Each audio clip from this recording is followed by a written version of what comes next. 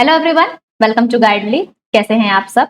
I hope आप सब बहुत बेहतरीन होंगे और अपनी सीएबी प्रिपरेशन भी बहुत बेहतर तरीके से कर रहे होंगे। तो आज से हम अपना एचआरएम स्टार्ट करें। आज आपकी ओरिएंटेशन क्लास है जिसमें हम ये डिस्कस करेंगे कि एचआरएम होता क्या है, क्या इसमें किसी भी तरह कोई निगेटिव मार्किंग है, एग्जामिनेशन डेट क्या हो रखी है और साथ ही साथ मॉड्यूल्स कितने हो रखे हैं, मॉड्यूल वाइज वेटेज कितने हो रखे हैं और ईच मॉड्यूल में कितने चैप्टर्स हो रखे हैं। हम इन सबको वन बाय वन डिस्कस करने वाले हैं।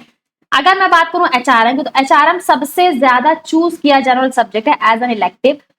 क्योंकि इसका पासिंग परसेंटेज तो बहुत हाई हो ही रखा है। साथ ही साथ लिमिटेड पीरियड ऑफ टाइम में भी इस सब्जेक्ट को प्रिपेयर कर पाना बेहद आसान है, क्योंकि जब आप अपने कंपल्सरी पेपर की प्रिपरेशन करते हैं, जैसे मैं बात करूं अगर एबीएम की या फिर एबीएफएम की, तो इन दोनों ही सब्जेक्ट की प्रिपरेशन करते टाइम पे आप अप्रोक्स 50% एचआरएम का सिलेबस कवर कर लेते हैं। और यही रीजन है कि बैंकर्स का सबसे फेवरेट सब्जेक्ट हो रखा है HRM as an elective one, क्योंकि इसे आप कम पीरियड में प्रिपेयर भी कर सकते हैं, साथ ही साथ इसे रिवीजन करना भी आसान है और ये क्लोजली रिलेटेड होता है बैंकर्स की जो डे टू डे एक्टिविटीज होती है उनसे। ये जो उनका बैंकिंग एक्टिविटीज होती है उससे कहीं ज्यादा क्लोज रिलेटेड होता है, कनेक्टेड होता है, और यही वजह है कि एचआरएम का एज एन इलेक्टिव चूज किया जाता है। तो ये तो मैंने आपको छोटा सा इंट्रो दिया है रिगार्डिंग एचआरएम। जो भी पहली बार मुझसे जुड़ रहे हैं उन्हें मैं बता दूं, अपना इंट्रोडक्शन दे दूं। मेरा नाम प्रगति है, मैं कॉस्ट एंड मैनेजमेंट अकाउंटेंट हूं। मैंने इकोनॉमिक्स में मास्टर्स कर रखा है। अपार्ट फ्रॉम दैट मैंने फाइनेंस एंड अकाउंट्स में डिप्लोमा कर रखा है और मैं आपको जेआईबी और सीआईबी दोनों के ही रिगार्डिंग गाइडेंस प्रोवाइड करती हूँ, मेंटरशिप प्रोवाइड करती हूँ। जेआईबी में अगर बात की जाए तो मैं आईएफएस पढ़ाती हूँ, वहीं सीआईबी में एबीएफएम जो कि कंपल्सरी पेपर है वो पढ़ाती हूँ, और साथ ही साथ HRM as an elective paper जो हो रखा है वो मैं आपको पढ़ाती हूँ। तो ये तो हो गया मेरा इंट्रोडक्शन। अब बात करते हैं आज के टॉपिक की, यानी एचआरएम क्या है। तो एचआरएम, कई सारे लोग आप में से ऐसे होंगे जो पहली बार एग्जाम दे रहे हैं सीआईबी का, उन्हें मैं बता दूं एचआरएम आपका इलेक्टिव सब्जेक्ट है सीआईबी का, यानी आपके मेजर तौर पे 5 इलेक्टिव सब्जेक्ट है, जिसमें सबसे ज्यादा अगर वाइडली कोई चूज किया जाता है तो वो है आपका एचआरएम, जिसे सबसे ज्यादा बैंकर्स की फर्स्ट चॉइस है। ये बैंकर्स की फर्स्ट चॉइस होती है एचआरएम, जो कि एज एन इलेक्टिव चूज किया जाता है। वही सबसे ज्यादा पासिंग परसेंटेज भी इसी सब्जेक्ट का हो रखा है। बात की जाए अगर एग्जामिनेशन पैटर्न की, तो इसमें 100 क्वेश्चन होते हैं और 100 मार्क्स के होते हैं, यानी 1 मार्क ईच क्वेश्चन होता है। इसके अलावा इसमें किसी भी तरीके की नेगेटिव मार्किंग नहीं होती, यानी अगर आप रॉन्ग आंसर देते हो तो किसी भी तरीके की नेगेटिव मार्किंग आपको नहीं देखनी पड़ेगी, जो कि आपका बिगेस्ट एडवांटेज है सीआईबी एग्जाम्स का। इवन सीआईबी के किसी भी, चाहे बात करूं मैं कंपल्सरी पेपर की या फिर इलेक्टिव पेपर की, दोनों में ही किसी भी तरीके कोई नेगेटिव मार्किंग नहीं, यानी अगर आप रॉन्ग आंसर देते हैं तो आपको नेगेटिव मार्किंग नहीं फेस करनी पड़ेगी। और अगर एग्जाम ड्यूरेशन की मैं बात करूं तो एग्जाम ड्यूरेशन आपका 2 आवर्स का हो रखा है। ठीक है, 2 आवर्स का एग्जाम ड्यूरेशन हो रखा है, वहीं 3 शिफ्ट में आपकी ये एग्जाम्स होते हैं। तो एचआरएम, ये मैंने आपको छोटा सा इंट्रो दिया रिगार्डिंग एचआरएम। आप देख सकते हो 100 क्वेश्चंस आएंगे, आपको 100 मार्क्स के क्वेश्चन आते हैं। ठीक है, नेगेटिव मार्किंग भी कोई नहीं, जो कि सबसे बेहतर एडवांटेज हो रखा है, सबसे बेनिफिट सबसे अच्छा ये हो रखा है आपका सीआईबी कि किसी भी एग्जाम में, चाहे आप एबीएम की बात करो या एबीएफएम की बात करो, बीआरबीएल की बात करो या फिर बीएफएम की बात करो, किसी में भी किसी भी तरीके की कोई भी नेगेटिव मार्किंग नहीं हो रखी है। तो अब जब आप इलेक्टिव एग्जाम देने जा रहे हो तो आपको उसकी डेट भी तो पता होना जरूरी है कि किस डेट पे आपका ये एग्जाम है। 21 दिसंबर को आपका एग्जाम होने वाला है एचआरएम का, यानी चाहे मैं किसी भी इलेक्टिव सब्जेक्ट की बात करूं, उन सबका एग्जाम, जितने भी इलेक्टिव पेपर्स है मेजर तौर पे, उन सबका एग्जाम 21 दिसंबर को होने वाला है। यानी जो भी इलेक्टिव आपने चूज किया है, एचआरएम भी आपने चूज किया, तो इसका एग्जाम भी आपका 21 दिसंबर को इसका एग्जाम होने वाला है। ठीक है,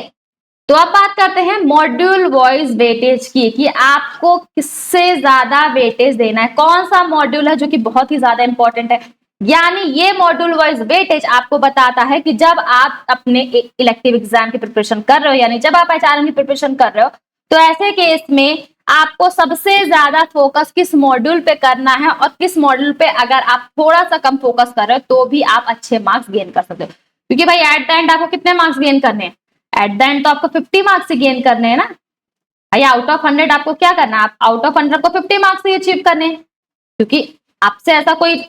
परसेंटेज तो आपको मेंटेन करना नहीं, सिर्फ और सिर्फ आपको पासिंग क्राइटेरिया ही फुलफिल करना है, जो कि 50 मार्क्स हो रखा है। यानी एचआरएम के सब्जेक्ट को क्लियर करने के लिए सिर्फ और सिर्फ 50 मार्क्स की रिक्वायरमेंट होती है, मिनिमम आपका 50 मार्क्स होना चाहिए। अगर 50 मार्क्स से कम होगा तो ऐसे केसेस में आप अपना एचआरएम का सब्जेक्ट क्लियर नहीं कर पाएंगे। तो मिनिमम पासिंग मार्क्स क्या है भाई, 50 मार्क्स। आउट ऑफ 100 आपको 50 मार्क्स तो लाने ही होंगे, तभी जाकर के आपका एचआरएम सब्जेक्ट आपका क्या होगा, तभी आप जाकर के पास हो पाओगे। अदरवाइज अगर आपका 50 से कम आता है, 45 आ रहा है, तो आप इसमें पास नहीं कर पाओगे। ठीक है, तो बात कर लेते हैं मॉड्यूल वाइज वेटेज की। तो देखिए, अगर मैं मॉड्यूल वाइज वेटेज की बात, तो सबसे पहले ये जान लीजिए कितने मॉड्यूल हैं। टोटल 5 मॉड्यूल्स हैं आपके सिलेक्टिव पेपर में। मॉड्यूल ए से लेकर मॉड्यूल ई टोटल 5 मॉड्यूल हो रखे हैं, जिसमें अगर मैं बात करूं मॉड्यूल ए की तो 15 से 18 मार्क्स ये कवर करता है। मॉड्यूल बी वहीं आपका अगेन 15 से 18 मार्क्स कवर करता है। मॉड्यूल सी का वेटेज कंपेयर किया जाए मॉड्यूल ए और बी से तो थोड़ा ज्यादा, यानी ये 20 मार्क्स अप्रॉक्स कवर करता है। वही मॉड्यूल डी 22 मार्क्स कवर करता है, मॉड्यूल ई भी अप्रॉक्स 22 मार्क्स कवर करता है। तो यानी कि ये आपका मॉड्यूल वाइज वेटेज हो रखा है, जिसको ध्यान में रखते हुए ही आपको प्रिपरेशन करनी है। यानी अगर मैं प्रायोरिटी की बात करूं कि सबसे पहले आपको मेजर फोकस किस पे करना है, तो मॉड्यूल वाइज वेटेज अगर मानो तो सबसे पहले आपको मॉड्यूल ई की प्रिपरेशन बेहतर तरीके से आपको बहुत करनी है, क्योंकि आप देख सकते हो कि मैक्सिमम मार्क्स मॉड्यूल ई ही कवर कर रहा है। यानी मॉड्यूल डी और मॉड्यूल ई में ज्यादा वेटेज क्या है भाई, मॉड्यूल डी से भी आपको 22 अप्रॉक्स आते हैं और मॉड्यूल ई से भी। अभी अगर रिसेंट पैटर्न यानी जून पैटर्न की बात की जाए तो इसमें मॉड्यूल ई का वेटेज थोड़ा ज्यादा देखा गया कंपेयरिंग टू मॉड्यूल डी। तो ये आपका मॉड्यूल वाइज वेटेज होगा, उसी के अकॉर्डिंग आपको प्रिपरेशन करनी है। ठीक है, यानी जब भी आप प्रिपेयर कर रहे हो तो सबसे पहले आप मेजर फोकस करोगे क्या कि मॉड्यूल ई में तो आपको कोई भी चैप्टर नहीं छोड़ना है। मॉड्यूल ई में आपको सब कुछ अच्छे से प्रिपेयर करना है, यहां तक कि मॉड्यूल डी में भी आपका सेम होगा। उसके बाद मॉड्यूल सी, फिर मॉड्यूल बी, फिर मॉड्यूल ए, यानी ये आपका मॉड्यूल वाइज वेटेज है। यानी जब भी आप प्रिपेयर कर रहे हो, प्रिपरेशन के टाइम पे भी आपको इन मॉड्यूल्स पे थोड़ा एक्स्ट्रा फोकस करना, और जब आप रिवीजन करोगे तो रिवीजन में आपको प्रायोरिटी भी सबसे पहले module E, D and then C, B और ए को देनी है। तो ये आपका ओवरऑल मॉड्यूल वाइज वेटेज है, जो मैंने आपको बताया कि एचआरएम में मॉड्यूल वाइज वेटेज कितना होता है। ठीक है, तो आई होप आपको ये अच्छे समझ में आ गया होगा। अब बात करते हैं एचआरएम के सिलेबस की। भाई आपको ये पता चल गया कि मॉड्यूल कितने हो रखे हैं, मॉड्यूल वाइज वेटेज कितना है ये भी पता चल गया, क्वेश्चंस कितने आने हैं, क्वेश्चन का पैटर्न कैसा है, एग्जाम ड्यूरेशन क्या है, कोई नेगेटिव मार्क नहीं, ये सारी डिटेल्स मैं आपको दे चुकी हूँ। लेकिन जिस इलेक्टिव पेपर की आप प्रिपरेशन करने जा रहे हो उसमें ये पता होना बेहद जरूरी कि आपका सिलेबस क्या हो रखा है। मॉड्यूल वाइज वेटेज तो आपको पता चला कि मॉड्यूल ई पे ध्यान देना है, लेकिन मॉड्यूल ई में कौन कौन से टॉपिक हैं जो आपको पढ़ने हैं ये भी आपको पता होना बेहद जरूरी है। तो डिस्कस कर लेते हैं एचआरएम का सिलेबस क्या होगा। तो बात करूं अगर मैं मॉड्यूल ए की, मॉड्यूल वाइज मैं आपको सारे बताने वाली हूँ यहाँ पे, यानी ईच मॉड्यूल में जितने भी चैप्टर्स हैं या फिर जितने भी टॉपिक उस मॉड्यूल में, मैं सब कुछ आपको 1 बाय 1 पूरा ब्रीफ में बताऊंगी। ठीक है, तो अगर मॉड्यूल ए की बात की जाए तो मॉड्यूल ए जो हो रखा है आपका ह्यूमन रिसोर्स मैनेजमेंट के रिगार्डिंग, यानी मॉड्यूल ए आपका बेसिक हो रखा है, जिसमें आप ये देखेंगे कि ह्यूमन रिसोर्स मैनेजमेंट क्या होता है, जिसमें आप सबसे पहले पढ़ेंगे फंडामेंटल्स ऑफ एचआरएम। ठीक है, चैप्टर 1 है, 1 to 5 आपका ये चैप्टर कवर करता है, यानी चैप्टर 1 से लेकर के चैप्टर 5 आपका ये मॉड्यूल कवर करता है। अगर मैं बात करूं चैप्टर 1 की, तो चैप्टर 1 आपका हो रखा है fundamental of HRM resource management, यानी आप इसमें एचआरएम के बेसिक्स पढ़ेंगे कि एचआरएम होता क्या है, इनसाइट क्या है आप एचआरएम मैनेजमेंट रिगार्डिंग, एथिक्स क्या क्या फॉलो करनी चाहिए ह्यूमन रिसोर्स मैनेजमेंट, ये सब कुछ आप पढ़ेंगे चैप्टर 1 में। यानी ओवरऑल आपकी बेसिक स्ट्रॉन्ग करने वाला है चैप्टर 1। वहीं अगर मैं बात करूं चैप्टर 2 की, जो कि ऑर्गेनाइजेशनल बिहेवियर के रिगार्डिंग हो रखा है, यानी ये मॉड्यूल, ये चैप्टर आपको ये इंसाइट देगा कि बिहेवियर डायनेमिक्स क्या हो रखे हैं किसी भी ऑर्गेनाइजेशन में, कौन सा पर्सन फिट हो रखा है किसी जॉब रोल के लिए, लीडरशिप क्या होती है, टीम इफेक्टिवनेस क्या होती है, क्यों कहा जाता है कि टीम वर्क बहुत इंपॉर्टेंट है, ट्रांसफॉर्मेशनल लीडरशिप क्या है, डिफरेंट तरीके के हम अप्रोचेस देखने वाले लीडरशिप के रिगार्डिंग, किस तरीके से क्वालिटी इनिशिएटिव क्या होना चाहिए ऑर्गेनाइजेशन में, एचआर क्वालिटी इंप्रूवमेंट क्या है, 6 सिग्मा जो कि बेहद इंपॉर्टेंट है, इसके साथ स्ट्रेस मैनेजमेंट, बिजनेस एथिक्स, ये सब कुछ हम देखेंगे आपके चैप्टर 2 में, जो कि ऑर्गेनाइजेशनल बिहेवियर के रिगार्डिंग आपको गाइडेंस प्रोवाइड करेगा। वही बात की जाए अगर चैप्टर 3 के, तो ये है आपका ऑर्गेनाइजेशनल चेंज के रिगार्डिंग, यानी इस चैप्टर में आप ये देखोगे कि चेंज क्या है, डेवलपमेंट क्या है, चेंज को कैसे मैनेज किया जाता है, और बहुत इंपॉर्टेंट जॉन पी कोटर्स के 8 स्टेप जो सक्सेसफुल चेंज है, उस बहुत ही इंपॉर्टेंट है आपके एग्जाम पॉइंट से, बहुत बार आपसे एग्जाम में पूछा गया। वही 4th चैप्टर में हम डिस्कस करेंगे एचआरएम इंडियन बैंक, यानी इंडियन बैंक में ह्यूमन रिसोर्स मैनेजमेंट को कैसे फॉलो किया जाता है। हम ये देखें कि भाई इंडियन बैंक में कैसे मैनेज किया जाता है एचआरएम को, क्या रोल होता है इंडियन मैनेजमेंट में, भाई इंडियन बैंक्स में एचआरएम का क्या रोल हो रखा है, हम ये देखेंगे। इसके बाद हम चैप्टर 5 में नॉलेज मैनेजमेंट के बारे में जानेंगे, यानी इसमें हम देखेंगे कि नॉलेज मैनेजमेंट क्या है, क्यों नॉलेज मैनेजमेंट को मेजर रिसोर्स कंसीडर किया जाता है कंपनी के पॉइंट ऑफ व्यू से, इसके साइलेंट फीचर्स क्या है, मेजर फीचर्स क्या है, और इसे किस तरीके से बैंक्स में अप्लाई किया जाता है, और आईटी और डेटाबेस मैनेजमेंट में कैसे इसका इस्तेमाल किया जाता है, ये हम डिस्कस करेंगे अपने चैप्टर 5 में, जो कि आपका हो रखा है नॉलेज मैनेजमेंट के रिगार्डिंग। तो ये आपका मॉड्यूल ए है जो कि पूरा बेस्ड हो रखा है ह्यूमन रिसोर्स मैनेजमेंट में। अब बात कर लेते हैं मॉड्यूल बी की। मॉड्यूल बी जो कि बताएगा कि एचआर स्ट्रेटजी क्या होता है, जो एचआर स्ट्रेटजी को बिल्डअप करने का काम करता है। और इसमें अगर मैं बात करूं तो इसमें भी आपके मेजर 5 चैप्टर्स ही हो रखे, यानी चैप्टर 6 से लेकर के चैप्टर 11 तक ये मॉड्यूल आपका कवर करता है। ठीक है, ये आपका इंपॉर्टेंट है एग्जाम पॉइंट ऑफ व्यू से, कई बार बहुत सारे क्वेश्चन पूछे गए हैं इस मॉड्यूल से। ठीक है, यानी चैप्टर 6 से लेकर चैप्टर 10 तक ये आपका मॉड्यूल कवर करता है। 6 से लेकर 10 मॉड्यूल आपका ये कवर करेगा, जिसमें हम ये देखेंगे सबसे पहले कि चैप्टर 6 की बात की जाए तो इसमें हम देखेंगे HR as a strategic player क्या रोल प्ले करता है, यानी इसमें हम देखेंगे एचआर स्ट्रेटजी फॉर्मुलेशन क्या होता है, जरूरत क्या हो रखी है एक एचआर स्ट्रेटजी की, इसका किस तरीके से बिजनेस वैल्यू क्रिएट करता है, फैक्टर एनालिसिस क्या हो रखा है एचआर में, और साथ ही साथ स्ट्रेटजी एक्विजिशन क्या है, एचआर सिस्टम को डिसीजन फ्रेमवर्क साथ किस तरीके से अलाइन किया जाता है, इन सब के बारे में हम चैप्टर 6 में पढ़ने वाले हैं। वहीं चैप्टर 7 में हम ये देखेंगे सीईओ क्या होता है, उसकी टीम क्या है, किस तरीके से सीईओ के क्या रोल्स होते हैं, सीईओ की क्या रिस्पॉन्सिबिलिटी होती है, एग्जीक्यूटिव मैनेजर्स क्या है, लाइन मैनेजर्स क्या है, सक्सेशन प्लानिंग क्या होती है, और साथ ही साथ इंटीग्रेटेड मॉडल क्या होना चाहिए, सस्टेन सक्सेस प्लानिंग और टैलेंट मैनेजमेंट के रिगार्डिंग, ये सब कुछ हम चैप्टर 7 में देखेंगे। और सबसे इंपॉर्टेंट ह्यूमन रिसोर्स ऑडिट जो कि एग्जाम पॉइंट ऑफ सबके जरूर है, वो भी हम इसी चैप्टर में देखेंगे। चैप्टर 8 की बात करो तो ये है आपका कम्युनिकेशन के रिगार्डिंग, जिसमें हम different type of organization communication देखेंगे, कितने तरीके से कम्युनिकेशन होते हैं, ऐसे कौन कौन से बैरियर्स हैं जो कि इफेक्टिव कम्युनिकेशन में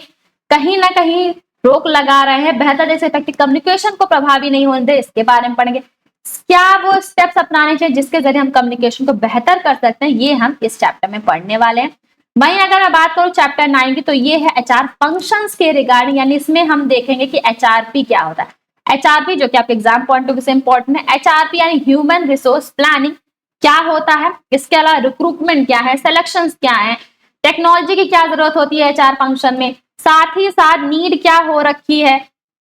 और कंटेंट क्लियर ऑफ क्या है, कंपनसेशन क्या है, इंसेंटिव क्या है, किस तरीके से टर्नओवर मैनेजमेंट किया जाता है, एम्प्लॉय रिस्क असेसमेंट कैसे होता है बैंक में, ये सब कुछ हम पढ़ने वाले हैं इस चैप्टर में, यानी एचआर फंक्शन में हम ये सब से डील करने वाले हैं। वहीं अगर लास्ट चैप्टर के इस मॉडल की बात करूं तो ये आपका परफॉर्मेंस मैनेजमेंट हो रखा है, जिसमें हम पीएमएस के बारे में, परफॉर्मेंस मैनेजमेंट सिस्टम क्या है, परफॉर्मेंस अप्रेजल सिस्टम क्या है, 360 अप्रेजल जो कि इंपॉर्टेंट है आपके एग्जाम पॉइंट ऑफ व्यू से, कियास क्या है, ये भी आपके एग्जाम पॉइंट ऑफ व्यू से इंपॉर्टेंट है, और ये परफॉर्मेंस मैनेजमेंट के लिए बेस्ट प्रैक्टिसेस कौन सी फॉलो करनी चाहिए, ये हम पढ़ेंगे आपके इस लास्ट चैप्टर में जो कि आपका मॉड्यूल बी हो रखा है, यानी 6 से लेकर 10 चैप्टर आपका मॉड्यूल बी कवर करता है। अब बात करते हैं मॉड्यूल सी की। मॉड्यूल सी आपका बताता है मोटिवेशन, ट्रेनिंग और स्किल डेवलपमेंट के रिगार्डिंग। मॉड्यूल सी इंपॉर्टेंट है आपके एग्जाम पॉइंट ऑफ व्यू से, क्योंकि अगर देखा जाए तो मॉड्यूल ए और मॉड्यूल बी के कंपेयर में मॉड्यूल सी का वेटेज थोड़ा ज्यादा होगा, 20 मार्क्स आपका मॉड्यूल सी अप्रॉक्स कवर करता है। तो अगर मॉड्यूल सी की मैं बात करूं तो ये चैप्टर्स आपका चैप्टर 11 से लेकर के चैप्टर 15 तक कवर करता है। ठीक है, यानी इसमें टोटल 4 चैप्टर 11 to 14 4 चैप्टर्स ये आपका मॉड्यूल सी कवर करता है। यानी इसमें चैप्टर 11 है जो कि लर्निंग प्रोसेस के रिगार्डिंग है, लर्निंग प्रोसेस में ये बताया गया जाता है कि किस तरीके से ह्यूमन एप्लीकेशन होती है, इम्प्लीकेशन होती है किसी भी ऑर्गेनाइजेशन में, लर्निंग प्रोसेस का और एम्प्लॉय बिहेवियर क्या होता है। देन चैप्टर 12 एम्प्लॉय मोटिवेशन के रिगार्डिंग, जिसमें हम देखेंगे टाइप्स ऑफ मोटिवेशन क्या है, एम्प्लॉय एटीट्यूड डेवलपमेंट क्या है, जॉब रोटेशन की बात होगी, जॉब सेटिस्फैक्शन क्या है और जॉब इनरिचमेंट क्या है, किस तरीके से एप्लीकेशन होता है मैनेज मोटिवेशन का, जॉब इनरिचमेंट के रिगार्डिंग, इनके इनलार्जमेंट के रिगार्डिंग, रोटेशन के रिगार्डिंग, ये सब हम इस मॉड्यूल में पढ़ने वाले हैं। देन चैप्टर 13 में बात होगी एम्प्लॉय डेवलपमेंट की। एम्प्लॉय डेवलपमेंट क्या है भाई, ट्रेनिंग की जरूरत क्यों होती है, ठीक है, डिफरेंस क्या होता है ट्रेनिंग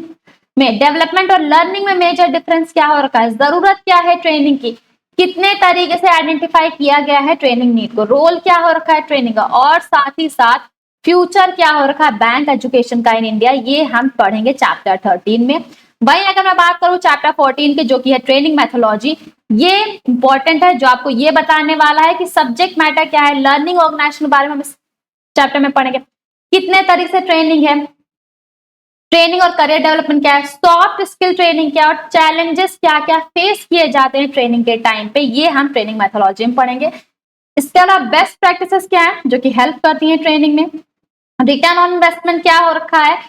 स्ट्रेटजी क्या होगी होन ऑफ लीडरशिप की, जो कि एग्जाम पॉइंट ऑफ व्यू से इंपॉर्टेंट है, ये सब कुछ हम आपके ट्रेनिंग मैथोलॉजी में पढ़ने वाले हैं। ठीक है, अब बात करते हैं मॉड्यूल डी की, जो आपका हो रखा है पर्सनल मैनेजमेंट इंडस्ट्रियल रिलेशन की। मॉड्यूल डी जो आपका मॉड्यूल सी के कंपेयर में ज्यादा वेटेज देखा गया, यानी कहीं ना कहीं अगर देखा जाए तो मॉड्यूल डी और मॉड्यूल ई का जो वेटेज है वो सिमिलर हो रखा है, 22 मार्क्स दोनों ही मॉड्यूल कवर करते हैं। लेकिन अभी रिसेंट अटेम्प्ट यानी जून अटेम्प्ट की बात करूं तो आपका मॉड्यूल ई का वेटेज थोड़ा सा ज्यादा है, 22 से अप्रॉक्स 25 आपका मार्क्स कवर कर रहा है। लेकिन मॉड्यूल डी और मॉड्यूल ई इक्वली इंपॉर्टेंट है और इसमें आपको सारे के सारे चैप्टर टैकल करने, किसी भी चैप्टर को आप छोड़ नहीं सकते हो। तो बात की जाए अगर मॉड्यूल ई की, तो ये मॉड्यूल भी आपका 5 चैप्टर्स कवर करता है, यानी अगर इसमें मॉड्यूल की मैं बात करूं तो 15 से लेकर के अप्रॉक्स आपका 20 तक, 15 से 19 आपका कवर करता है। ठीक है, 15 चैप्टर्स लेके 19 चैप्टर आपका मॉड्यूल डी कवर करता है, यानी इंडस्ट्रियल रिलेशन जो कि 2 पार्ट्स में, पार्ट ए और पार्ट बी में। इंडस्ट्रियल रिलेशन में लीगल एस्पेक्ट क्या है, पर्सनल फंक्शंस के रिगार्डिंग, कंडीशंस क्या है, वर्किंग कंडीशन लेजिस्लेशन क्या हो रखे हैं, इंडस्ट्रियल रिलेशन कोड जो कि आपके एग्जाम पॉइंट ऑफ इंपॉर्टेंट, हम इसके बारे में डिस्कस करेंगे। Apart from that social security के रिगार्डिंग क्या लेजिस्लेशन है, एम्प्लॉयमेंट और ट्रेनिंग के रिगार्डिंग क्या लेजिस्लेशन है, ये सब कुछ हम इंडस्ट्रियल रिलेशन के पार्ट 1 में कवर करेंगे। पार्ट बी में हम बात करेंगे कि ट्रेड यूनियन मूवमेंट क्या है, उसका हिस्टोरिकल बैकग्राउंड क्या है, बैंक्स में कौन कौन से ट्रेड यूनियन है, इंडस्ट्रियल रिलेशन क्या है, कलेक्टिव बार्गेनिंग क्या है, ये सब हम पार्ट बी में कवर करने वाले हैं। वहीं अगर मैं बात करूं एम्प्लॉय ग्रीवेंस रिड्रेसल और डिसिप्लिन की, तो इसमें हम देखेंगे कॉन्सेप्ट क्या हो रखा है, ग्रीवेंस का कॉन्सेप्ट क्या होता है, रिड्रेसल मैकेनिज्म क्या हो रखा है ग्रीवेंस के रिगार्डिंग, मैनेजमेंट डिलेमा क्या होता है, ये सब एग्जाम के पॉइंट ऑफ व्यू से आपका ये चैप्टर बहुत इंपॉर्टेंट है। इसके बाद हम नेक्स्ट चैप्टर में डिस्कस करेंगे वर्कर पार्टिसिपेशन क्या हो रखा है मैनेजमेंट पे, जिसमें हम ये देखेंगे कि इंडियन बैंकिंग एक्सपीरियंस क्या हो रखा है, वर्कर पार्टिसिपेशन क्या है, कॉन्सेप्ट क्या है, डेफिनेशन क्या है पार्टिसिपेशन, कितने तरीके से पार्टिसिपेशन देखा जा रहा है, कितने मेथड्स होते हैं पार्टिसिपेशन की, ये हम इस चैप्टर में डिस्कस करेंगे। अपार्ट फ्रॉम दैट हम फिर डिस्कस करेंगे एम्प्लॉय डिसिप्लिन के बारे में, यानी एम्प्लॉय डिसिप्लिन क्या होता है, कैसे डिसिप्लिन मैनेजमेंट मेंटेन किया जाता है, रूल्स क्या है बैंक में डिसिप्लिन के रिगार्डिंग, डोमेस्टिक इंक्वायरी क्या है, फ्रॉड क्या होते हैं बैंक्स में, साथ ही साथ नीड क्या हो रखी है विजिलेंस डिपार्टमेंट किसी भी बैंक में, जेंडर इश्यूज हैं, dealing with cases of sexual harassment, sexual harassment of women at work place prevention act 2013 जो कि पॉश एक्ट है, एग्जाम पॉइंट ऑफ व्यू सबके इंपॉर्टेंट है, ये हम मॉड्यूल डी में कवर करने वाले हैं। वहीं अगर मैं मॉड्यूल ई की बात करूं तो इसमें हम डिस्कस करेंगे emerging scenario in HRM, important है, सबसे ज्यादा इंपॉर्टेंट अगर मैं किसी मॉड्यूल की बात करूं एग्जाम पॉइंट ऑफ व्यू से सबसे ज्यादा वेटेज अगर किसी मॉड्यूल का हो रखा है तो आपका वो मॉड्यूल ई का सबसे ज्यादा वेटेज हो रखा है, क्योंकि मॉड्यूल ई ज्यादा मार्क्स कवर करता है और कहीं ना कहीं एग्जाम पॉइंट ऑफ व्यू से जितने भी चैप्टर्स मॉड्यूल ई में है वो सारे ही चैप्टर्स आपको कवर करने होंगे, किसी भी चैप्टर को आप निगलेक्ट नहीं कर सकते। एट द एंड हाँ आपको 50 मार्क्स ही कवर करने हैं और मॉड्यूल ई अगर आप बेहतर तरीके से प्रिपेयर कर रहे हैं तो कहीं ना कहीं आप अप्रोक्स एटलीस्ट 20 to 30% आप कवर कर लोगे। तो बात की जाए अगर इस मॉड्यूल में, तो इसमें हम डिस्कस करेंगे कंटेम्प्रेरी प्रैक्टिसेस क्या हो रही है, एम्प्लॉय मैनेजमेंट, यानी टोटल 6 चैप्टर्स हम इस मॉड्यूल में कवर करने वाले हैं। 6 चैप्टर्स हम इस मॉड्यूल में कवर करेंगे, जिसमें हम देखेंगे कंटेम्प्रेरी प्रैक्टिसेस क्या हो रखी है, एम्प्लॉय एंगेजमेंट रिगार्डिंग, जिसमें हम देखेंगे सबसे पहले कि एम्प्लॉय एंगेजमेंट क्या हो रखा है, कैरेक्टरिस्टिक्स क्या होती हैं, क्या जरूरत हो रखी है स्ट्रेटजीज की for engaging generation by employ, exam point of view से बहुत इंपॉर्टेंट है, कई बार रिपीट भी हुआ है। इसके बाद हम ये देखेंगे हाइब्रिड मॉडल ऑफ वर्किंग क्या है, यू वर्क क्या है, ओपन टू यू क्या है, और नॉवल एम्प्लॉय मॉडल्स क्या है, लीगल फ्रेमवर्क क्या है, न्यू मॉडल्स ऑफ वर्क के रिगार्डिंग,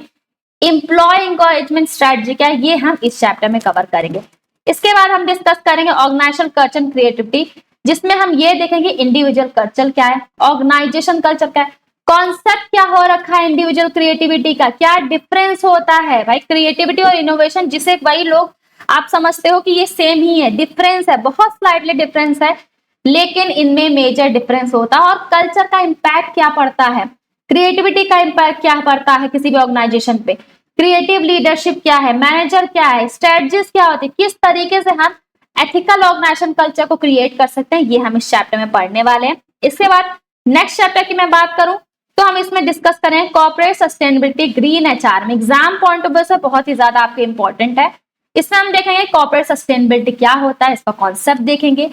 किस तरीके से एचआरएम स्ट्रेटेजिक एचआरएम का इवैल्यूएशन हुआ था, सस्टेनेबल एचआरएम क्या है, डिफरेंट तरीके एचआरएम क्या है, ग्रीन एचआरएम क्या है, किस तरीके से प्रैक्टिसेस फॉलो की जाती है ग्रीन एचआरएम के रिगार्डिंग, ये सब कुछ हम इसी मॉड्यूल में डिस्कस करेंगे। इसके बाद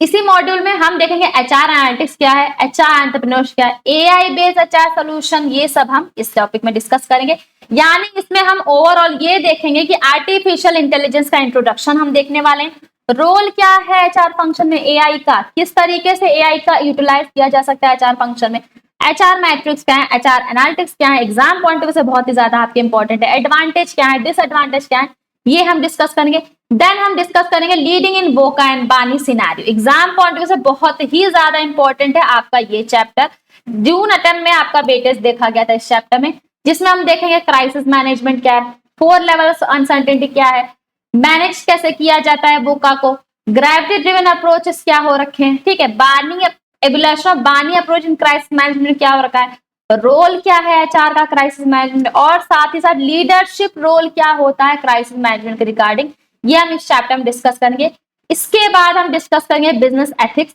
जिस कॉर्पोरेट गवर्नेंस क्या होता है, कॉर्पोरेट सोशल रिस्पॉन्सिबिलिटी क्या होती है, जिसमें हम ये डिस्कस करेंगे कि क्या है theories of business ethics, major theories हम बिजनेस एथिक्स से डिस्कस करने वाले हैं। कैरेक्टरिस्टिक्स क्या हो रखा है एथिकल ऑर्गेनाइजेशन का, क्या इश्यूज होते हैं कॉर्पोरेट गवर्नेंस में, सीएसआर क्या है, कॉर्पोरेट सोशल रिस्पॉन्सिबिलिटी जो कि फॉलो अप की जा रही है बड़े पैमाने पर, वो क्या होता है,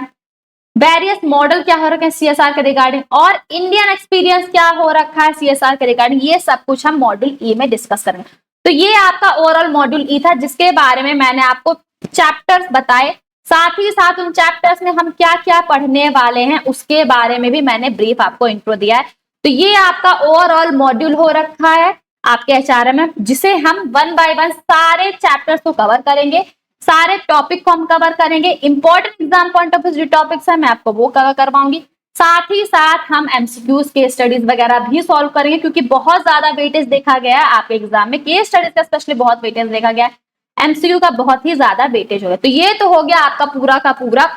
इनसाइट जो कि मैंने आपको एचआरएम के रिगार्डिंग दिया। तो आई होप आज की क्लास आपको पसंद आई होगी, और साथ ही साथ आपको ये भी पता चल गया होगा कि एचआरएम में आपको किन मॉड्यूल्स को पे फोकस करना और किस तरीके से आपको अपने इस एचआरएम सब्जेक्ट को डील करना है, और क्या आपका प्रायोरिटी बेसिस होना चाहिए जिसके जरिए आप इस सब्जेक्ट को बेहद ही कम पीरियड में अच्छे से ना केवल प्रिपेयर कर सकते हो बल्कि इसे क्लियर भी कर सकते हो।